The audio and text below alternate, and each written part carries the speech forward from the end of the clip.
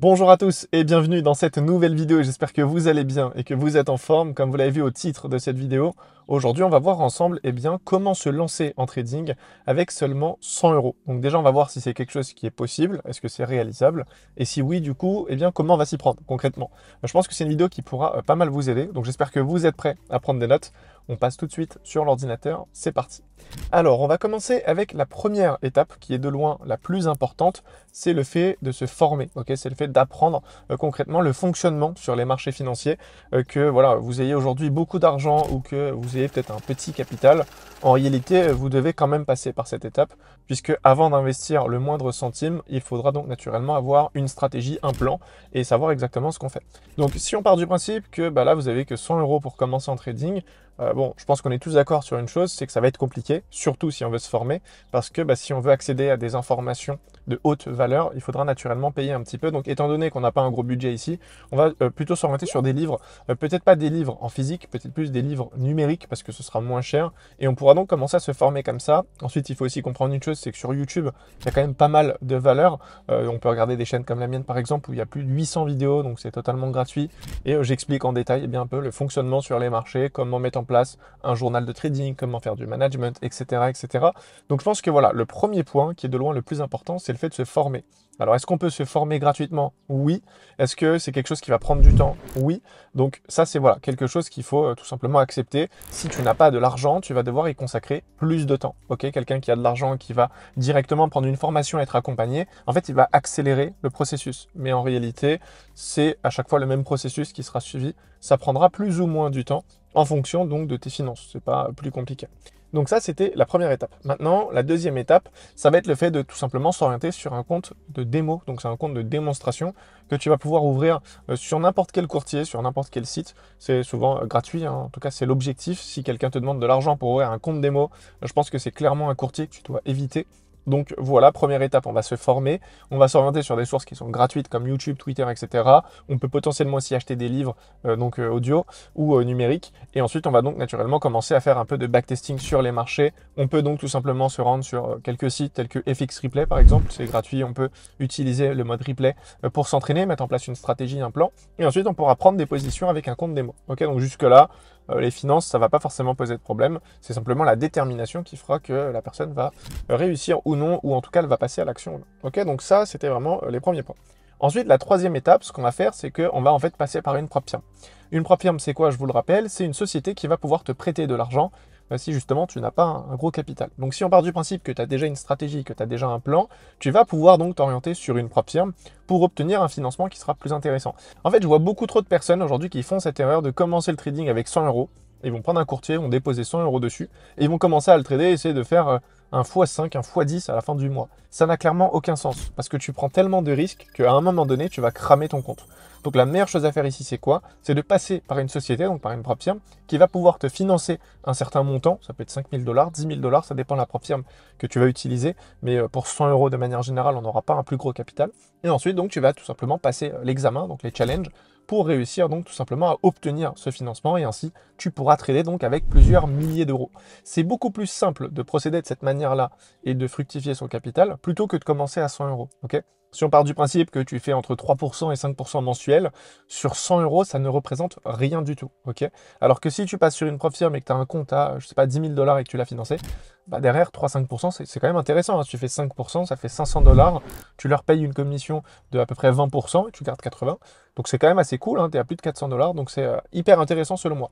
Maintenant, ce que tu vas devoir faire, c'est tout simplement prendre une propre firme qui est, on va dire, adaptée à ton style de trading, ok, à ton profil. Ça, c'est super important. Donc la première chose, c'est déjà de t'orienter sur une propre firme qui n'est pas non plus trop excessif au niveau du prix. Comme ça te permettra de prendre plusieurs challenges. Si tu prends un challenge et que tu l'as raté, l'idée c'est que tu puisses quand même peut-être en racheter un deuxième. Ok, donc sur voilà, les propres firmes, c'est simple. Tu peux directement normalement te rendre sur leur site. Donc tu vas sur Internet. Là, j'ai pris l'exemple avec Blueberry Fondit parce que ça fait un moment que moi je suis chez eux et ça se passe super bien. Donc tu vas sur leur site. Tu vas descendre un petit peu, tac, tac, tac. Et normalement, une fois que tu es dessus, tu pourras directement retrouver les tarifs. Tu vois, donc là, typiquement, si on prend deux étapes, on prend un compte à 5 000 $, il est à 35 $. Ok, donc à 35 $, tu peux obtenir un capital de 5 000. Si on prend le compte à 10 000, on peut voir qu'il est à 60 $. Donc en fait là, ce qui serait intéressant, c'est peut-être pas de prendre un compte à 10 000, parce que 60 $, si on le perd le compte et qu'on l'a cramé, on ne pourra plus repasser de challenge, parce qu'on n'aura pas assez, hein, 60 $ x 2, ça fait 120 $, on n'a pas assez. Donc on prendrait plus un compte à 5 000 $, ça fait 35 $. Ça veut dire que là, potentiellement, tu peux prendre 2 challenges, ok? Donc en euros, je pense qu'on peut en prendre 3 même, parce que si on a 100 € de budget et qu'on veut en acheter 3, on peut même en acheter 3. Donc ça, c'est cool parce que ça t'enlève du stress, ok? Aujourd'hui, si tu as 100 € et que tu as mis 100 € dans une propre firme, tu seras forcément stressé. Parce que si tu perds ton compte, bah, tu n'as plus d'argent, tu n'as plus rien.